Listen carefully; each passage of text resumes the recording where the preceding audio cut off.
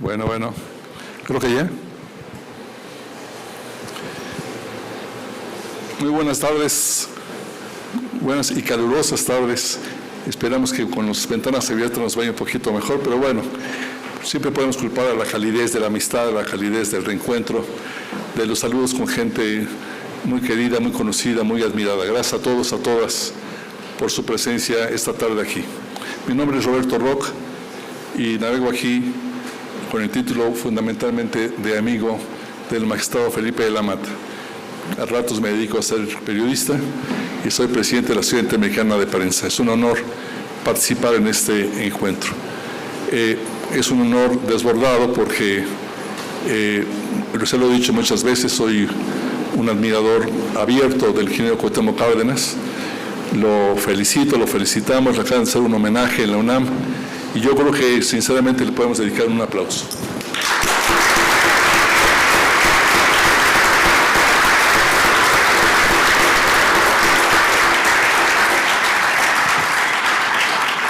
Extendamos este reconocimiento también para la ministra Olga Sánchez Cordero, senadora, ¿no? Pero un personaje también muy admirado por muchos de nosotros, aguerrido desde hace muchos años, creo heredado por las luchas de su abuela y por las pasiones de su abuela, ¿no? Que en algún momento lo acercó a los disturbios del 68, que esa es otra historia. Muy bienvenida, ministra.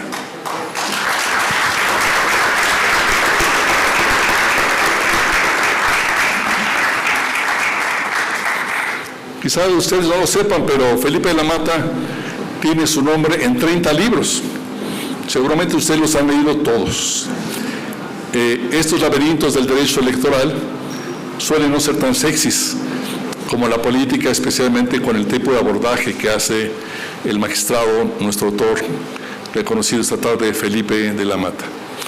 Para bien o para mal, un abordaje como tiene la novela de Las heridas, merece una atención especial y en particular con la presencia de dos figuras tan importantes como la ministra Sánchez Cordero y el ingeniero Cárdenas.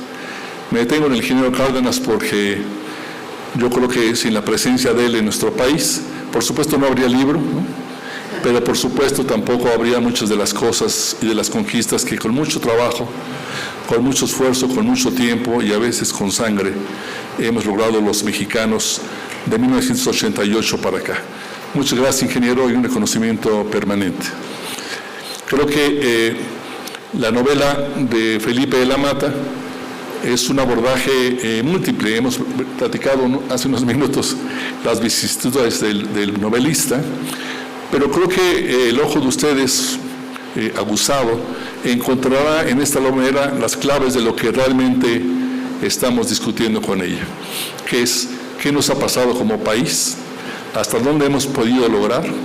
Insisto, no sin sufrimientos, tenemos una transición democrática a veces muy lenta, a veces atropellada, pero que va construyendo derechos, todos los cuales, sin embargo, encierran en sí mismos el riesgo de la regresión. No hay ningún avance democrático, no hay ningún derecho que no enfrente el peligro de ser cancelado, sometido, subordinado o simplemente cancelado. Curiosamente, en esta época en la que estamos celebrando, al parecer, derechos de nueva generación, ¿no? Como los derechos de las mujeres, como los derechos de las minorías, como los derechos de la diversidad sexual, la transparencia. Aquí nos acompaña una expresidenta del INAI, muy bienvenida. Pero curiosamente, no en México nada más, pero sí, pero en gran parte del mundo, mientras esto está floreciendo en el discurso público, en el empuje social, parecería que la vigencia de estos derechos está sufriendo, se está deteriorando. Freedom House, un monitor internacional, global de la democracia en nuestros países, en todo el mundo, refiere que al menos un centenar de países se ha visto deteriorarse su democracia en los últimos años y no hay una perspectiva de que esto mejore. ¿Cuáles son los motivos de fondo al respecto? Realmente tendríamos que hacer otra mesa al respecto, una mesa totalmente dedicada a eso. Pero creo que vale la pena reflexionar en esto cuando leemos el libro de Felipe de la Mata, cuando encontramos los episodios tan valientes del ingeniero Cárdenas dando una batalla dentro de un sistema que para que malamente para el país no es recordado en sus características. Cuando los jóvenes de hoy ven la democracia en México, ven el estándar de la democracia en México, piensan que un poco ha sido así siempre, ¿no? Cuando pensamos en el 1988, el ingeniero Cárdenas encabezando, junto con otros mexicanos muy valiosos, Porfirio Muñoz Ledo, Ifigenia Martínez Navarrete, varios paisanos suyos, Cristóbal Arias, Roberto Robles Garnica, César Buenrostro, ¿no? Encabezando una lucha que representaba una posible fractura en el sistema que representó una fractura en el sistema político mexicano, con un reclamo muy complejo que hoy diríamos, ¿a poco era para tanto? El reclamo, ya nos dirá el ingeniero Cárdenas, era: tengamos reglas claras para definir candidatos dentro del PRI. Esta osadía, esta herejía, provocó esa fractura que, vista después, luego de tantos años, no está aquilatada debidamente. No me quiero extender mucho más, pero sí decir que en México nos hace falta muchos espacios, mucho debate, mucha referencia a la memoria extraviada, a la memoria que no reconoce este tipo de epopeyas históricas como la que encabezó el ingeniero Cárdenas y que es referida en la novela de Felipe de la Mata como con una pluma ágil, con una pluma inteligente, pero también dejando las frases correctas, los tiempos correctos, para que la reflexión sea: ¿cómo eran esos tiempos? Qué duro era esa época y cómo llegamos hasta acá y gracias a qué llegamos hasta acá. Está enunciado, está descrito en el libro, en las heridas, la guerra sucia, por ejemplo, tan brutalmente consumada desde los años 50, hay algunos autores que dicen desde antes, ¿no? Y lo cierran en los 70s, en los 80s, pero no era guerra sucia el asesinato serial, habría que decir, de dirigentes del PRD en el 88, entre ellos varios colaboradores cercanos del ingeniero Cárdenas. El reporte fue de más de 600 asesinatos durante la campaña del ingeniero Cárdenas a sus cercanías. Los últimos de ellos casi en la víspera de la elección, ¿no? En medio de un espectro de una impunidad brutal que en alguna medida nos sigue acompañando en nuestro país. Creo que este debe ser el marco de referencia, el entorno, la atmósfera a la que los quisiéramos invitar, ¿no? Que traten de imaginar, que traten de respirar, de recorrer los caminos, el ambiente, el oxígeno, la escasez de oxígeno que había para la vida en común del México de esos años. ¿Y por qué en México no ocurre, como ocurre en todos los países donde ha habido dictaduras, ¿no? Espacios para la memoria, ¿no? Aquí tenemos el Museo de Memoria y Tolerancia, que habla de un poco de todo, ¿no? Pero si uno recorre Chile, recorre Argentina, Paraguay, Uruguay, Brasil, España, muy recientemente, va encontrando trabajos muy importantes que dicen a la gente: de aquí venimos. Sin esto no hubiéramos tenido esta situación. Sin este país tan sufrido que construyeron estos liderazgos, lo que vives ahora, la comunidad que vives ahora, la democracia que vives ahora, sería impensable. Creo que toca dar la palabra a las personas importantes de esta charla, y creo que me permitiría, si les parece, empezar, si me permite el señor autor, con el ingeniero Cárdenas. Muchas gracias.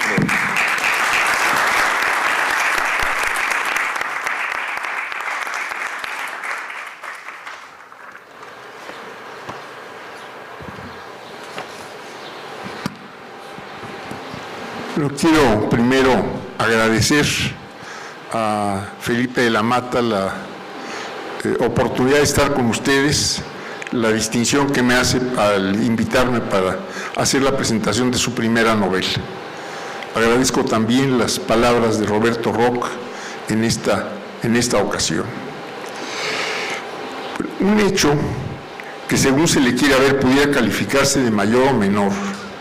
En este caso, el saludo del autor al presidente electo de la República en 2018 es el que desata el que Felipe de la Mata escriba esta novela que aquí se presenta. A mí me atrapó desde que iniciara su lectura, al ubicarse el autor en tiempo y espacio, muy al comienzo del escrito, cuando nos dice, cito, «Ya no me cuezo al primer hervor, he presenciado el paso del tiempo y la manera que en los últimos 50 años la capital del país no solo varió su nombre, sino su rostro. Por ello, en esta obra, también he pretendido plasmar esa Ciudad de México de los 80, del siglo XX y las zonas que he caminado infinitamente. Ciudad Universitaria, la Colonia del Valle, la Nápoles, la Roma, la Condesa y Mixcoac, el barrio de mi vida. Al hacerlo, traté de reflejar los restos de mis recuerdos de algunos lugares que ya no existen y que, sin embargo, siempre están presentes, aunque sea en mis memorias y las de aquellos que tienen mi edad. Y agrega un poquito más adelante. El 88 fue el año fundacional para una generación de mexicanos y para la política de una nación que se transformó rápidamente. Por eso, escribir una novela me parecía una aventura que afronté a la primera oportunidad con pasión infinita. Termina la cita. Esta novela, producto de un reto del autor consigo mismo, entrelaza varias historias de andanzas, amores, relatos, acontecimientos, de política, desde los finales de los años 60, pasando por los finales de los 80 del siglo pasado y un poquito más. Es una novela de la vida de la Ciudad de México en tiempos que marcaron la historia. En ella se desbordan los sentimientos de Felipe de la Mata. Yo me referiré a algunos acontecimientos en los que el autor me cita y que vale la pena recordarlos hoy. El 6 de julio de 1988 tuvo lugar la elección federal. Voté cerca del mediodía. Poco después empezamos a recibir informaciones de muy diversas partes del país de atropellos y violaciones. No esperábamos ciertamente, con los antecedentes del régimen de partido de Estado, ni una jornada fácil ni tranquila, pero las irregularidades, por llamarlas de algún modo, rebasaban toda previsión y toda imaginación. El día de la jornada electoral, la Comisión Federal de Electoral, que presidía el secretario de Gobernación Manuel Bartlett, se instaló en sesión permanente a las 5 de la tarde. El gobierno había hecho el compromiso público que los partidos tendrían acceso, mediante conexiones en paralelo, al sistema de cómputo oficial. Nunca, evidentemente, se reveló que el secretario de Gobernación había montado un sistema paralelo de cómputo, al que llegaba primero la información real, en el que se manipulaba esa información y ya alterada transmitía el sistema oficial a los partidos y al público. Reunido el pleno de la Comisión Electoral e iniciada su sesión formal, aparecieron en pantalla las primeras cifras de las votaciones. Se trataba de las correspondientes al distrito que tenía por cabecera Tula, en el estado de Hidalgo. Sucedió entonces lo inesperado para los representantes del gobierno y del partido oficial. El representante de uno de los partidos del Frente Democrático Nacional tomó la palabra y dijo tenía en su poder y exhibió el acta levantada en la Junta Distrital, firmada por los funcionarios electorales y los representantes de todos los partidos políticos, incluido el PRI, con cifras distintas a las supuestamente oficiales. En ese momento, el presidente de la Comisión Electoral suspendió la sesión, esto es, la presentación de datos, y fue entonces que se cayó de caerse y se cayó de callarse, a partir de ese momento, por más de 72 horas, la información oficial sobre las elecciones.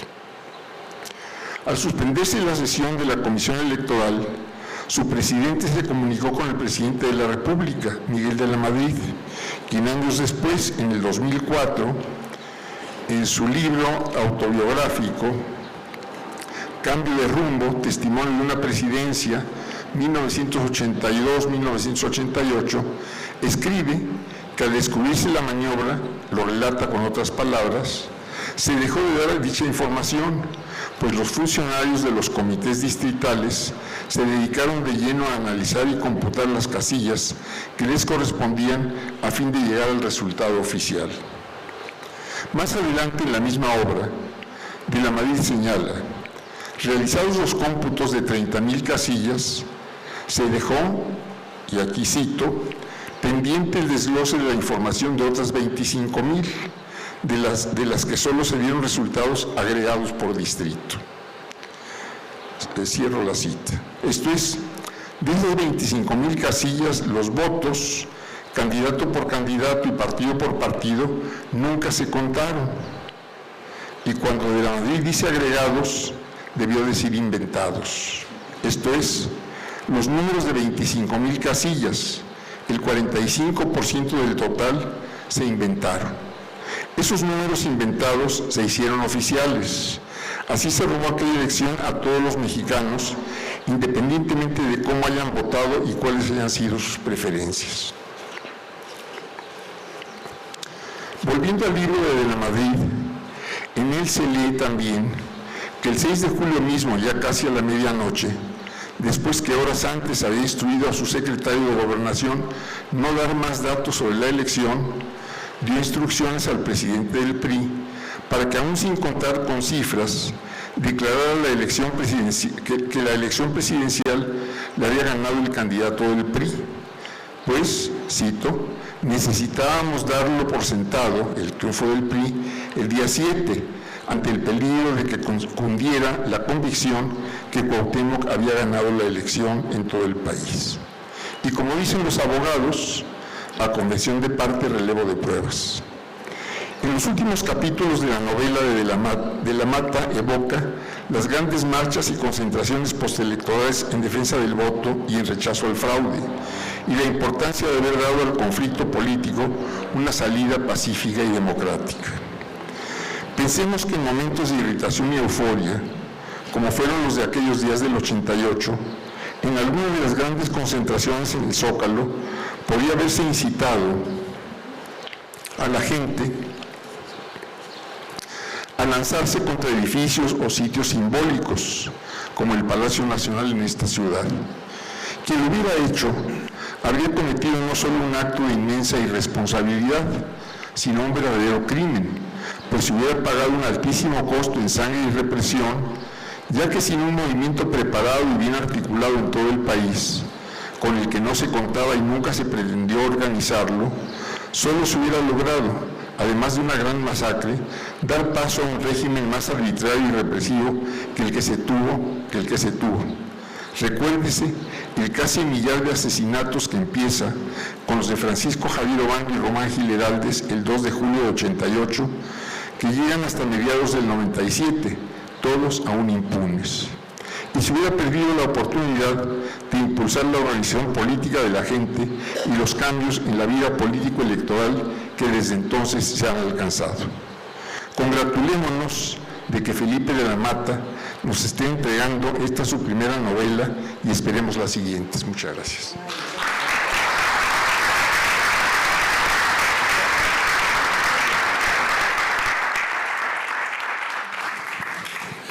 Ministra Sánchez Cordero, la cortesía me hubiera obligado a ladies first, pero usted sabe que las leyendas no tienen género.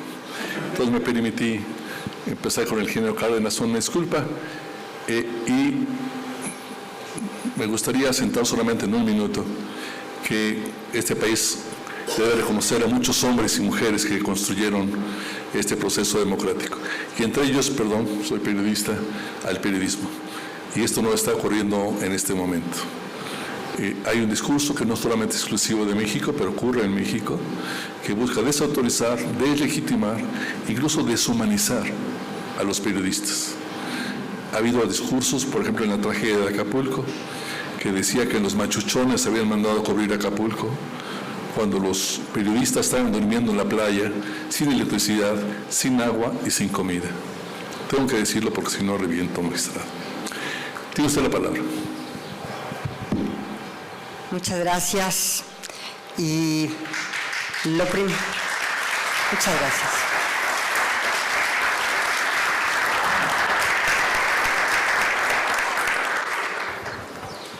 Lo primero es agradecer.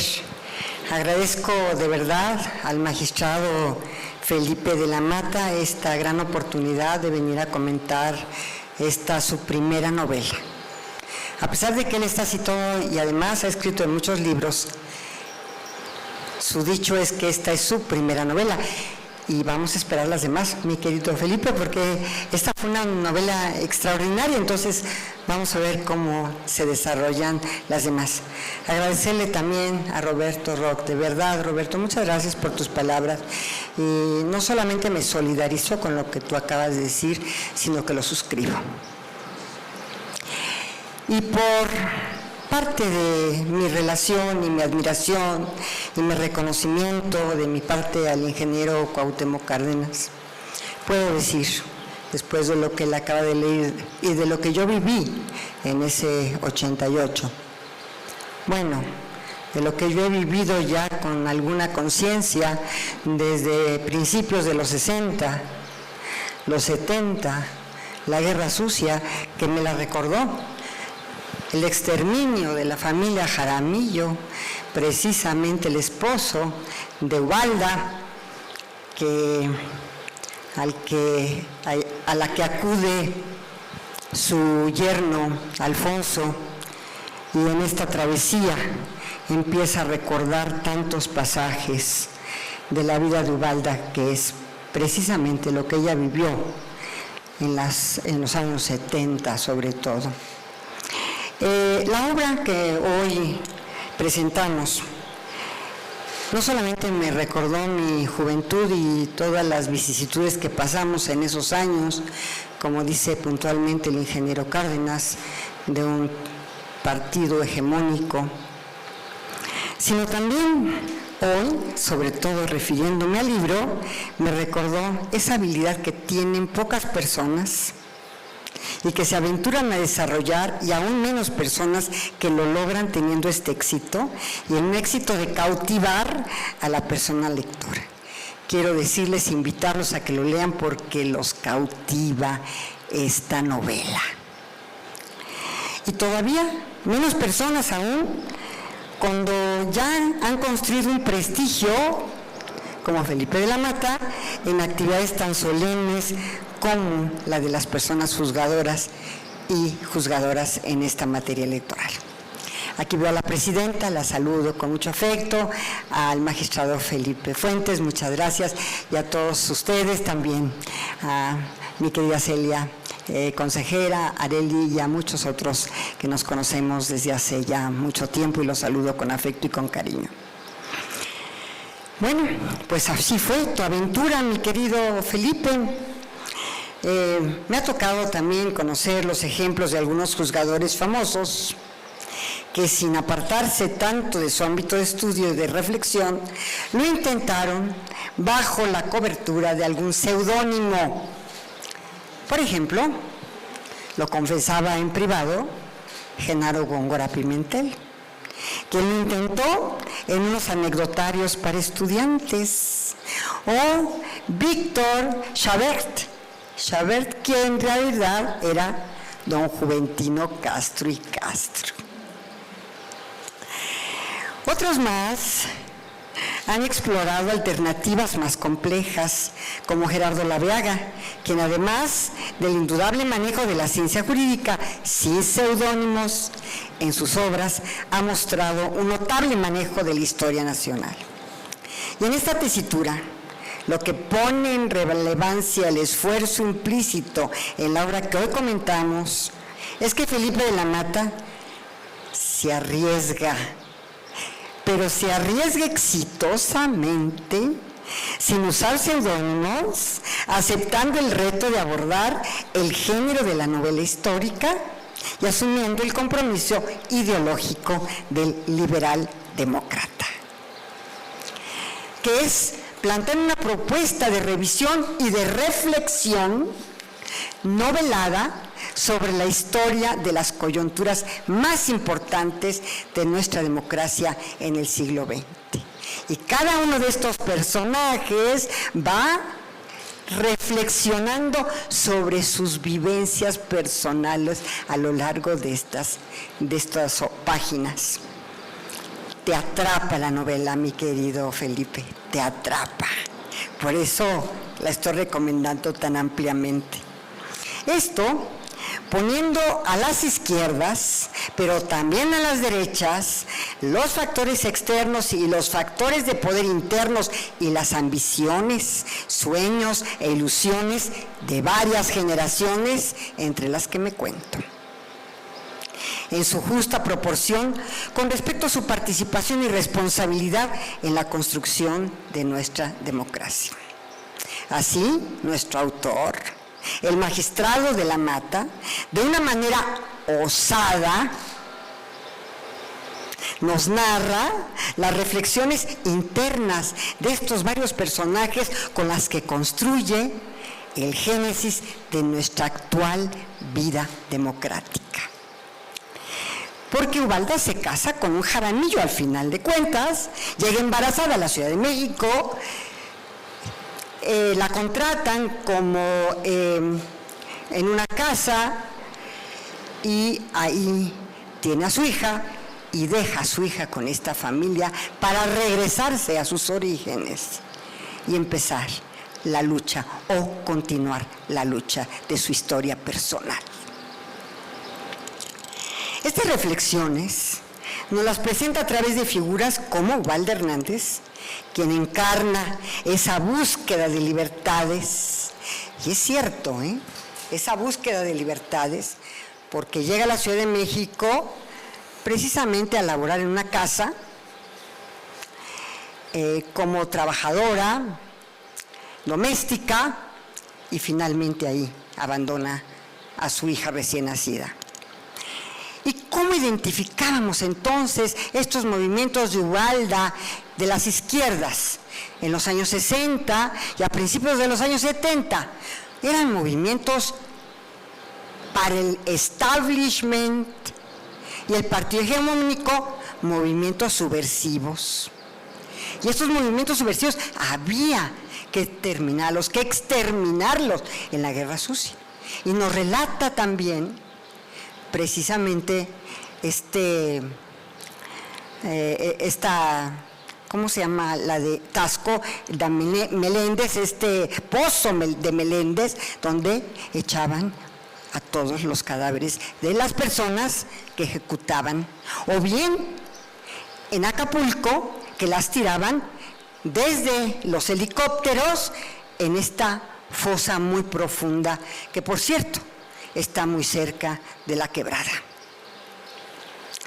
Ubalda, de izquierda, alias movimiento subversivo, asume la libertad, la igualdad, la democracia como sus banderas de vida, ligada pues a la subversión desde el punto de vista del establishment y representada en su pareja Francisco Jaramillo.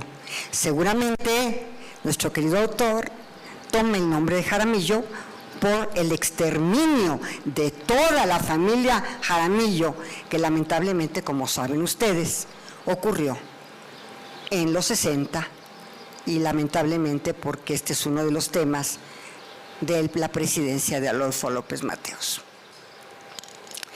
A través de todos estos personajes, y nos tocó vivirlo además, y lo recordamos además, como recordamos la Guerra Sucia de los años 70, y ahora posteriormente voy precisamente con el ingeniero.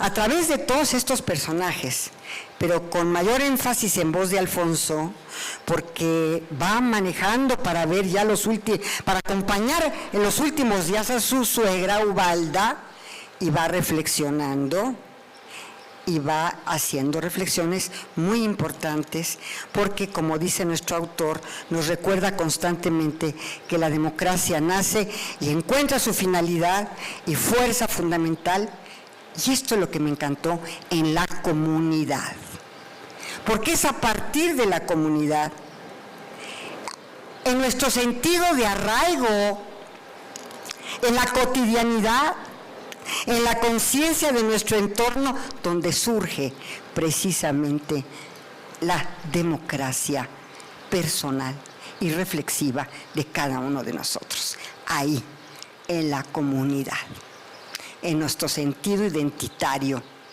de pertenencia. Asimismo, nos recuerda cómo se debilita o pierde sentido, como dice uno de sus personajes, pero permítanme tantito, personajes, para la mayoría de la gente, su tierra, dice él, cuando se desarraiga, las personas, sus tierras han dejado de significar. En esta revisión, el magistrado de la Mata cobran dimensiones interesantes, los sacrificios de muchas personas, el peso moral de muchos actores políticos. Y aquí es donde entra que, como el ingeniero Cárdenas, supieron responder a su herencia histórica, arriesgando muchísimo para brindar a México un liderazgo que permitió a una generación construir un espacio público que ha evolucionado democráticamente hasta nuestros días. Como acaba de decir Roberto,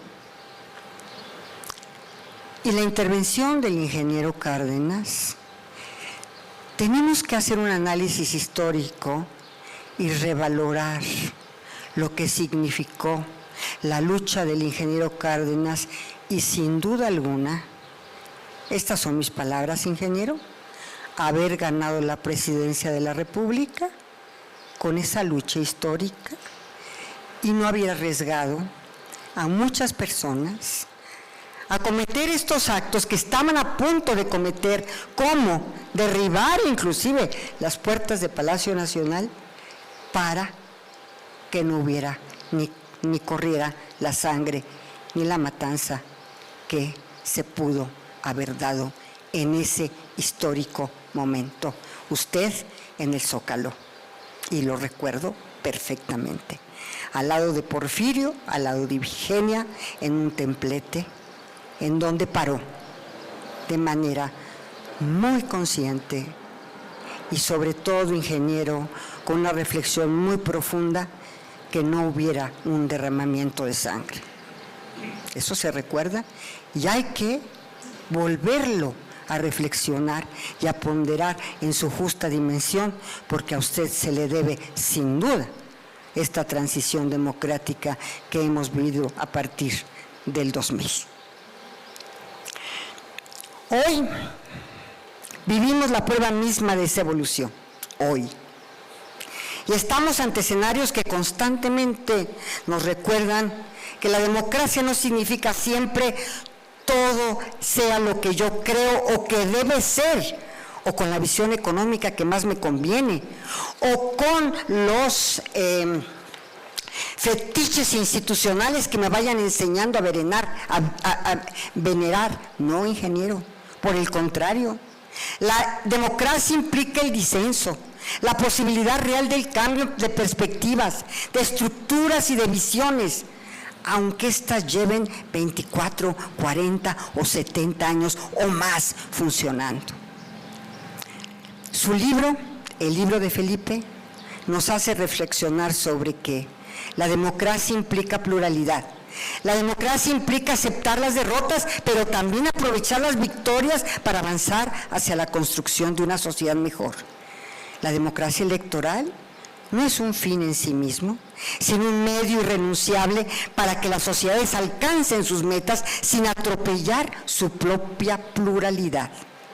Eso se lo debemos, ingeniero, a toda una generación que sin duda alguna está simbolizada por la trayectoria de vida del ingeniero Cárdenas y que claramente está bien retratada en esta historia que nos narra el magistrado de la Mata y que entrelaza todos los universos que integran el espacio público del México a finales del siglo XX. Yo diría, desde los años 60, 70, 80 y finales del siglo XX.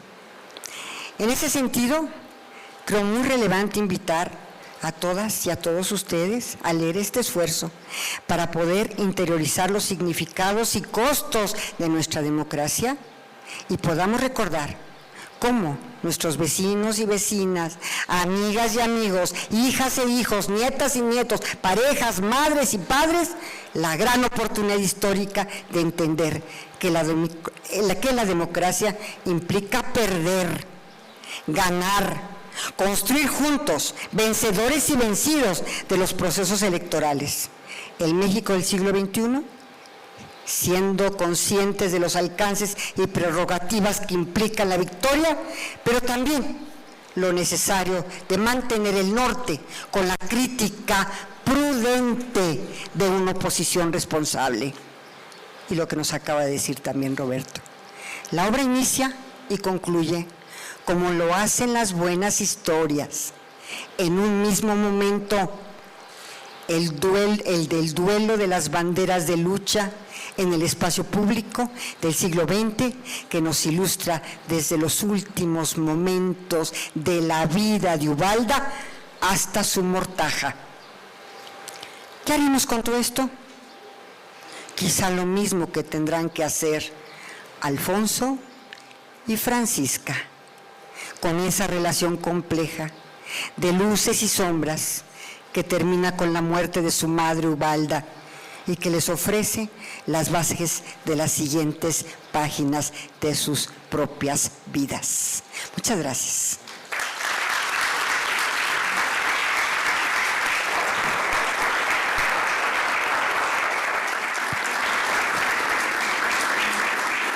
Muchas gracias, ministra. Creo que es indispensable subrayar que la ministra se reservó algunos aspectos importantes que obligarían sobre su trayectoria personal, que obligarían también a rendir un homenaje a la generación del 68, sin la cual no se puede entender la generación del 88. Debe haber sido una niña entonces, pero no. Déjeme ahora sí ser caballeroso. Debe haber sido una niña entonces, pero ya en la noche de un mal día salió refugiada por sus compañeros del campus de la ciudad universitaria, siendo ocupado en ese momento por el ejército mexicano. Días después, recorría con algunos familiares en las cercanías del campo militar número 1 buscando a un amigo muy querido de la familia que afortunadamente se toparon por las calles en muy mal estado. Hay que recordar también a Olga Sánchez Cordero como diputada constituyente que reformó, que cambió esta Ciudad de México, y a partir de esa experiencia, creo yo, agarró camino para ser senadora, por supuesto la primera mujer secretaria de Gobernación, y ahora va a decidir usted como diputada, ministra. Bueno, pues ya son ganas de...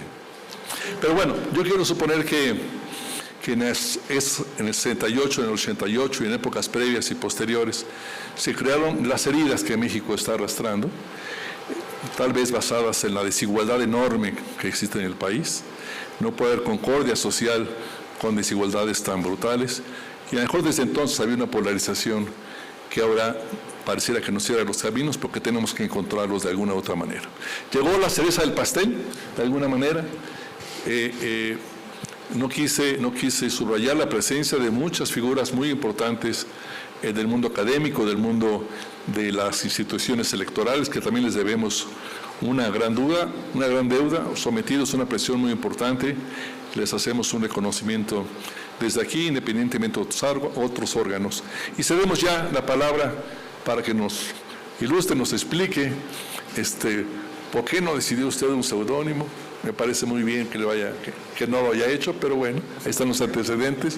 Con ustedes el magistrado Felipe de la Mata y autor de Las heridas. Gracias.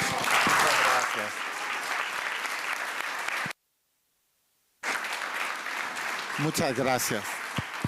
Ahora sí. Muchas gracias. Es un sueño cumplido contar con la presencia de uno de los políticos más respetados de México, admirado enormemente por mi generación y sin duda uno de los más grandes hombres de la historia del siglo XX mexicano, de quien relato parcialmente su lucha en Las heridas. Muchas gracias por su presencia, ingeniero Cuauhtémoc Cárdenas. Muchas gracias, doña Olga Sánchez Cordero, primera secretaria de Gobernación de este país, primera notaria de la Ciudad de México, cabe decir, por examen de oposición, y una mujer que siempre ha luchado por los derechos de las otras mujeres y también de las personas en situación de desventaja. Nos engalana mucho su presencia. Muchísimas gracias por su presencia y sus palabras. Agradezco también la presencia de don Roberto Roch, presidente de la Sociedad Interamericana de Prensa y director de La Silla Rota. Dicho lo anterior, quiero compartirles algo que hasta hace poco era un secreto en mi vida. Desde niño quería ser escritor. Por ello he escrito una novela, buena o mala, quedará al tiempo y a la crítica analizarla, pero por tratarse de una primera obra está escrita con honestidad y pasión. Confieso que los libros me producen una gran fascinación. Son un objeto mágico, una cápsula del tiempo que nos cuentan la sabiduría y las historias de nuestros antepasados. Lo mismo nos generan felicidad que ansiedad, entretenimiento que dolor, amor que aborrecimiento y sin duda nos transforman, nos cambian. Leer nos crea, nos dota de contenido. No exagero en modo alguno si afirmo con contundencia que somos lo que leemos. Nos formamos y modificamos a nosotros mismos leyendo y aprendiendo. Tocar un libro, olerlo y leerlo me produce desde niño un deleite mediante el cual puedo evocar incluso mi más tierna infancia. Crecí rodeado de clásicos gracias a la pequeña biblioteca que mi padre dejó en casa antes de partir. A través de la lectura viví aventuras inolvidables y me inspiré para algún día contar mis propias historias. Fueron tantas las veces que sentí el odio del conde de Montecristo en contra de los traidores que lo confinaron a prisión, que nadé con Tommy Huckleberry en las inmensas aguas del río Mississippi, que con los 3 mosqueteros busqué los aretes de la reina en Inglaterra, o que aprendí que los libros podía vivir aquello que el departamento de 50 metros cuadrados en que pasé mi infancia no me permitía. Los libros me permitían soñar y las paredes de mi cuarto no existían cuando fantaseaba en las historias que leía. Desde entonces me preguntaba si tendría la capacidad de escribir, de contar cuentos y de lograr que algunas personas vivieran lo que yo estaba viviendo al asimilar los libros escritos por otros y al hacerlo descubrieran en ellos como yo una máquina del tiempo, un aparato de entretenimiento sin fin, el oráculo de otros universos y destinos y la memoria de acontecimientos que nunca sucedieron, de ceros que no existen y de amores que son eternos. Escribir me parecía una tarea maravillosa, pero inalcanzable. Los escritores crean realidades paralelas, mundos extremos, y nos recuerdan los desafíos que todos vivimos. Desde niño me parecían personas admirables. Se puede tener un primer, segundo o ulterior amor sin leer a Neruda, a Sabines, a Dickinson, a Benedetti, a Loinás, a Mistral, a Pizarnik, a López Velarde, a Pellicer o a Lorca. Inclusive merece la pena el muy joven Manuel Acuña, que se dice se suicidó por el rechazo amoroso de la famosa Rosario de la Torre. No culpo a doña Rosario y me imagino su sorpresa cuando en el conocido nocturno que lleva su nombre este joven le escribió: qué hermoso hubiera sido vivir bajo aquel techo, los dos unidos siempre amándonos los dos, tú siempre enamorada, yo siempre satisfecho, los dos una sola alma, los dos un solo pecho, y en medio de nosotros mi madre como un dios. Después de esta confesión edípica, probablemente la famosa Rosario no deseó volver a ver a Acuña. ¿Quién podría culparla? En fin, sería largo evocar la memoria de los grandes autores de mi juventud, lo mismo Poe, Fuentes, Whitman, García Márquez, Unamuno, Thoreau, Flaubert, Cervantes, que otros autores, tanto clásicos como contemporáneos. Ojalá pudiera decir todos los nombres que vienen a mi memoria, porque al mencionar recuerdo sus obras y las emociones maravillosas por las que lloré, amé, soñé, sentí, viví, sufrí y morí con los personajes. Sí, los escritores para mí eran y son hombres y mujeres especiales, así que desde niño aspiré a escribir y tratar de ser como esos grandes a los que tanto admiraba. Deseaba unirme a ese club de personas que tanto habían hecho por mí al formarme con sus palabras, sus ideas y entretenerme con el sonido de sus pensamientos. Confieso que de joven escribía cuentos de los que lamentablemente no conservé ninguno y algunas poesías que afortunadamente casi nadie nunca jamás leyó. Eran cursis y torpes, inspiradas en amores de juventud o en vivencias que solo el tiempo habría de entregar a mi vida. Y justo en esos años de mi adolescencia me habría gustado dedicar mi vida a las letras, de haber encontrado en ellas una vida para darme sustento. A esta presentación he querido invitar a mis familiares y amigos de la vida, personas que han sido importantes para mí, así que muchos de ustedes me conocen de décadas y saben que trabajé desde joven para sobrevivir. Es algo de lo que me enorgullezco y que forjó mi carácter. ¿Qué somos nosotros sino las cicatrices de nuestras luchas? Así que ante tal circunstancia y la imposibilidad de encontrar un mecenas que pudiera mantener un escritor de poemas malos y de cuentos efímeros, tomé la decisión de encaminar mis pasos hacia la Escuela Libre de Derecho, donde a golpe de realidad me hicieron rápidamente entender que más que soñar en historias imaginarias debía forjar un destino profesional. Por ello, en la carrera de abogado y en los posgrados que cursé, leí mucho más, aunque la mayoría de las veces de temas técnicos, y en esas nuevas lecturas aprendí todo lo que sé. Todo lo que soy como jurista se forjó letra con letra y libro con libro. Y confieso que a pesar de pasar por este tribunal de la Inquisición que es la vida, que tantas veces te arranca de tus sueños de juventud y nos hace pensar que los sueños son eso, que resulta imposible realizarlos, a la manera de Galileo, en mi fuero interno yo concluía diciendo, y sin embargo, se mueve. Yo seguía leyendo novelas y poemas en los tiempos libres que tenía, imaginando, pensando y deseando algún día ser una mejor persona, exceder mis límites, alcanzar la meta que se antojaba irrealizable de escribir una novela y así poderme llamarme a mí mismo escritor. En cuanto terminé la carrera de abogado, comencé a dar clases, que es otra de mis grandes pasiones y una de las razones por la que existo. Dios me hizo maestro y formar a las nuevas generaciones es un deber divino que siempre he tratado de cumplir. El contacto con la juventud y mis ansias intelectuales me motivaron a escribir varios textos jurídicos. Sin embargo, ninguna de esas obras en mi interior me parecía merecedora de llamarme escritor, ya que eran fruto de mi pasión por enseñar, por comunicar, por transmitir conocimientos e ideas, pero no llevaban al lector a mundos paralelos, no le entusiasmaban a surcar el ancho mar de la imaginación. En ellos no había utopías por alcanzar. Esos libros son ciencia pura y dura, es decir, realidad. No hay emociones o sentimientos, hay ideas y tienen algún mérito, pero en mi foro interno pensaba que no podía llamarme escritor. Ese era un título que no merecía, no con ese tipo de libros aburridos. Por eso, presentar esta novela es para mí tan especial, por tantos motivos, pero principalmente porque a mis 52 años de edad he alcanzado un sueño de mi juventud que quiero compartir con todos ustedes. Lleno de alegría les comparto que creo que al fin soy escritor.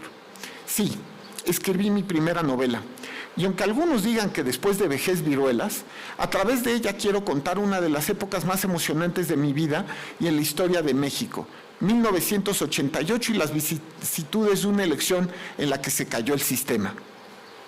Ese fue un año tan especial en mi vida, tanto que gracias a esas vivencias de juventud es que encaminé mis pasos hacia mi destino electoral. A mis 16 años yo fui uno de tantos mexicanos que salía a protestar por lo que la sociedad mexicana percibía como un gran fraude electoral. Grité en algunas marchas, en todas sin conocimiento ni permiso de mi familia. E incluso tuve la fortuna de entrar a las gradas de la Cámara de Diputados cuando sesionaba el colegio electoral durante la calificación de la elección presidencial. Así que de alguna manera pude presenciar con mis ojos esas escenas de la historia de México. Me recuerdo ejerciendo presión con mis gritos a los camarógrafos que solo filmaban a los presuntos diputados oficialistas. Y sin unirme a ningún partido, como simple ciudadano de a pie, acompañado por un gran amigo de mi juventud, caminé junto a los miles de mexicanos que exigíamos un sistema democrático para México. Recuerdo lo impresionante que se veía el centro histórico repleto de ciudadanos no acarreados. Se trataba de personas libres de diversas edades, clases sociales, estudios e ideologías que reclamaban que el sistema hegemónico de la época se abriera y que todos los mexicanos y mexicanas pudiéramos elegir con libertad nuestro destino. era un México anterior a las grandes reformas electorales, aquellas que crearon las instituciones democráticas, mismas que con todos sus defectos y virtudes, hoy garantizan que un escenario como el de 1988 jamás vuelva a repetirse.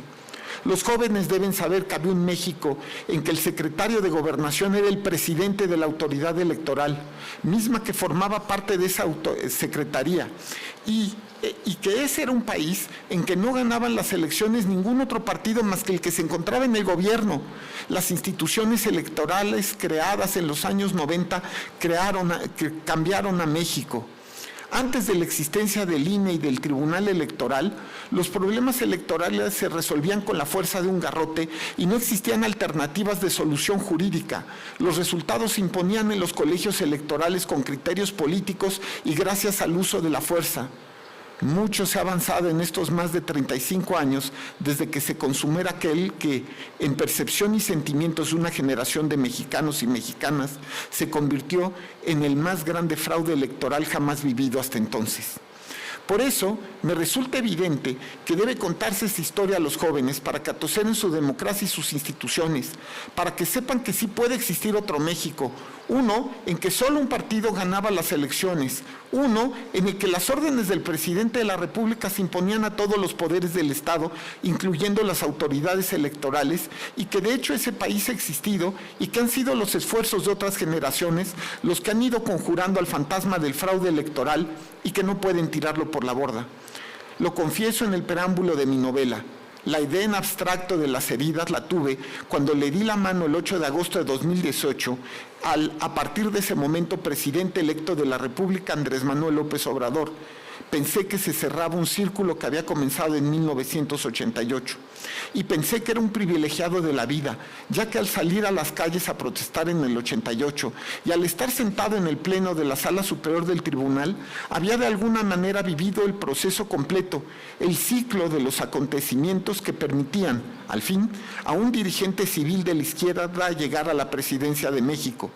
Así que sentía que debía relatar y recordar ese México de la hegemonía, el de la guerra sucia, el del 2 de octubre, el del halconazo, el de la caída del sistema, para repetir a los jóvenes una y otra vez que deben cuidar su democracia, que deben aquilatar sus autoridades electorales, porque lo enfatizo de nuevo, otro México es posible, es el México de mi juventud, es el México de la dictadura perfecta, es la nación de un solo hombre, del poder omnipotente y unipersonal del señor presidente de la República, un país donde la gente no salía a protestar si quería conservar la vida, una nación donde la izquierda había estado proscrita por décadas, el país de los desaparecidos por causa del Estado, del tormento y el aniquilamiento a los opositores. Un México que con muchos esfuerzos, con mucha sangre y sudor de miles de mexicanos, se ha discretamente evaporado. Pero no hay que equivocarse, siempre está latente. Por eso deben cuidarse nuestra democracia y sus instituciones. Confieso nuevamente que he sido un privilegiado. Todo lo que he ansiado lo he conseguido a base de inspiraciones y transpiraciones personales. Nada ha sido fácil. Gracias a una carrera constante desde el 97 en el Tribunal Electoral pude convertirme en magistrado electoral, primero con la fundación de la Sala Especializada y luego de la Sala Superior. Eso me ha permitido ser un testigo preferente de la historia de mi patria. He conocido y platicado con una generación de políticos de todos los partidos y de todas las ideologías que han formado una nación. Y gracias a mi trabajo como funcionario judicial electoral, he resuelto los conflictos históricos entre ellos. De alguna manera, la historia política de México también ha sido la historia de mi trabajo, de mis esfuerzos y de mi vida desde 1997. Eso mismo está impreso en esta novela, charlas infinitas con actores políticos en torno al 88 y las instituciones democráticas del antes y el ahora, opiniones forjadas en mi experiencia sobre grandes personajes de México y una época fundacional de la democracia mexicana. Muchos son los relatos que tengo que contar con todas esas experiencias y percepciones. En esos términos, escribí 2 historias de amor. La de Alfonso, Un muchacho chilango de clase media que recorre con mucho dolor las vicisitudes de su adolescencia y de su primer amor.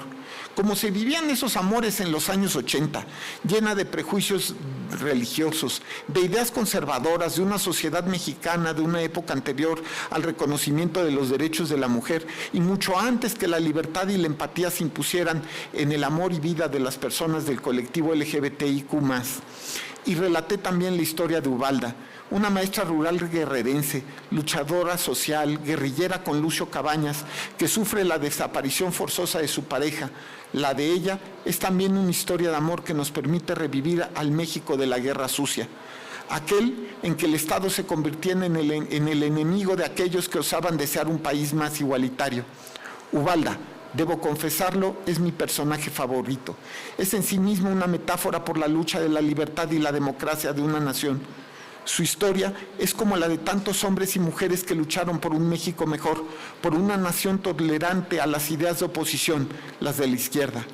Las vidas de Alfonso y Ubalda giran paralelamente y de manera circular en torno al conflicto electoral de 1988.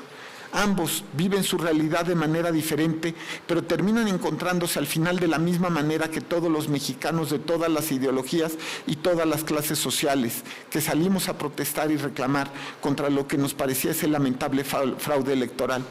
Las heridas busca también ser memoria de una época, de un México que ya no existe, de calles, lugares, sabores y olores que después de más de 35 años están desapareciendo.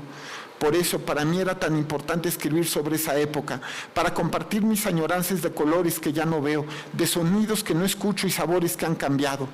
Sí, con esta novela también intenté retratar al México de mi juventud, particularmente a las zonas y los barrios que recorrí infinitamente en ese tiempo.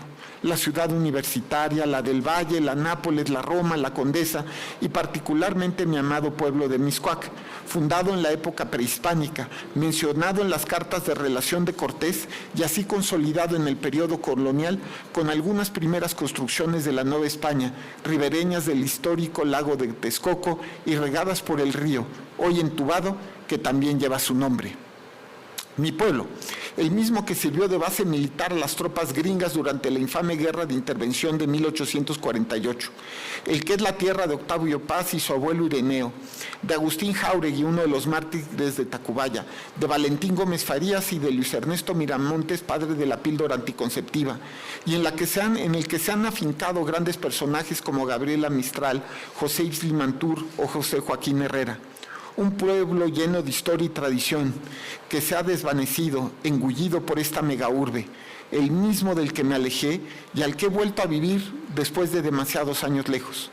Fueron más de 20 años de lejanía, años en los que igual que Paz en su epitafio sobre una piedra podía decir: Mixcoac fue mi pueblo, un antifaz sobre un rostro solar.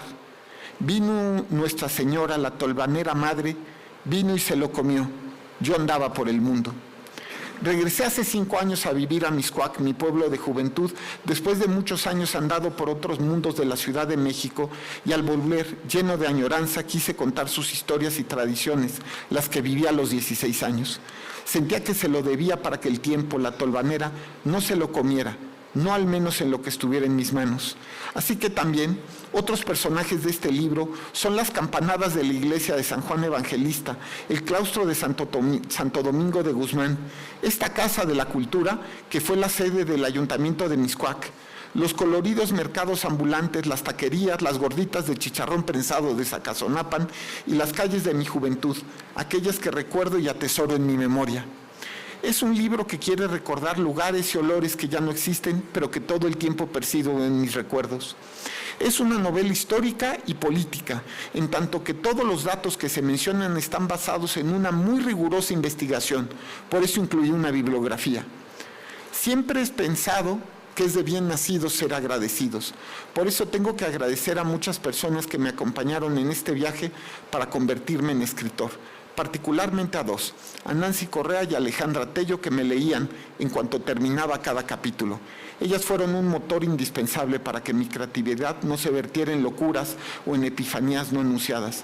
Fueron un pilar indispensable en mi génesis literaria. Después, a todos mis lectores postreros, aquellos que me leyeron tras tener lista la novela y antes de que buscara alguna editorial, quienes corrigieron con sus opiniones diversos sinsentidos y aclararon más de un párrafo, especialmente a mi maestro Héctor Zagal, quien desde muy joven me impulsó a tener la valentía de escribir y someterme al juicio de la crítica, a mi compadre Roberto Garzón, quien con su cariño acostumbrado me animó a perseguir mi sueño de publicar una novela, y a mis queridos Salvador Nava, Daniela Bautista, Roselia Bustillo, Wendy Jarquín y Bárbara Hoyo. Muchas gracias a todos por lo que aportaron con su revisión y opiniones. Esta novela y mi corazón siempre tendrá su huella. Tengo que confesar que ni en mis sueños más guajiros pensé que en realidad mi novela tuviera la oportunidad de ser publicada por una de las casas editoriales más importantes en lengua castellana y una de las más relevantes del mundo, Planeta, que bajo su sello Esparza la ha impreso. Gracias, Carlos Reinaldo Ramírez Villela, director general para México, Estados Unidos y Centroamérica, David Alejandro Martínez Rodríguez, jefe de ficción comercial y juvenil, y a Sebastián Ansaldi, director de marketing de Grupo Planeta. Gracias por creer en mí, por creer en este sueño que es poderme llamar escritor. Gracias por darme la oportunidad de estrenarme como autor en esta extraordinaria casa editorial. Es un honor que jamás habría soñado a la edad que tenía en 1988. En esos años que me soñaba poder escribir poesía e historias que describieran mi mundo. Ojalá aún tenga yo la oportunidad y la fuerza de no fallarle a ese joven de 16 años, lleno de ideales y utopías, ya que espero seguir escribiendo. Confieso que en estos meses mucho lo he pensado y quizá mi siguiente novela sea sobre la elección de 2006. Pero por lo pronto, solo es una idea. Finalmente, quiero agradecer en especial a mi querido Agustín Millán, que tanto me ha ayudado para lograr editar mi novela y estar presentándola en este centro cultural. Quiero mencionar la presencia de alguien muy especial, mi querida tía Elvira, que se encuentra aquí presente. Tú sabes, querida Elvira, todo lo que significas en mi vida. Qué bendición que nos haya permitido que me acompañes en este día. Quiero también mencionar a mis queridos hijos aquí presentes. Ellos saben que los amo y que son la motivación de todos mis esfuerzos y de todas las cosas que hago. Que esta novela, al igual que a todos los jóvenes que la lean, les recuerde que deben atesorar nuestra democracia y sus instituciones. Dedico esta novela al pueblo de México y su lucha histórica por vivir en un país democrático con instituciones fuertes y estables. Esa lucha que a ratos me recuerda a la maldición de Sísifo, que por siempre debe arrastrar hacia arriba una piedra que cae infinitamente por una ladera. Que no se olvide el pasado, que no se olviden las luchas de aquellos que nos precedieron, que no se olvide que el México de la hegemonía y el autoritarismo siempre puede regresar, que está latente en nuestra condición cultural, ya lo hemos vivido. Conjuremos por siempre ese fantasma. Un México mejor es posible. Muchas gracias.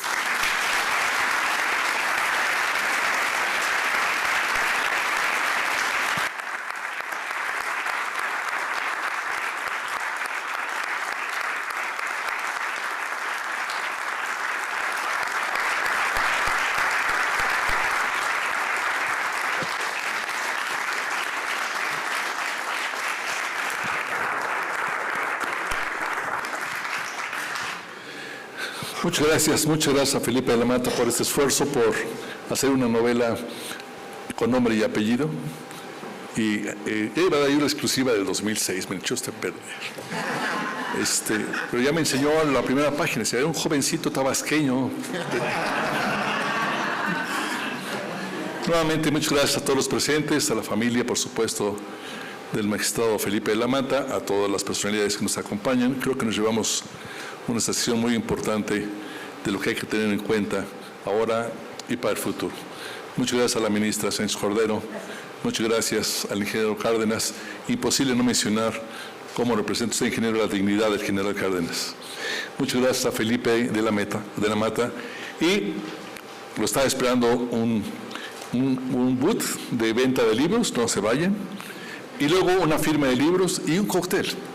Ahí nos seguimos viendo y platicando con nuestros distinguidos panelistas de esta tarde. Gracias.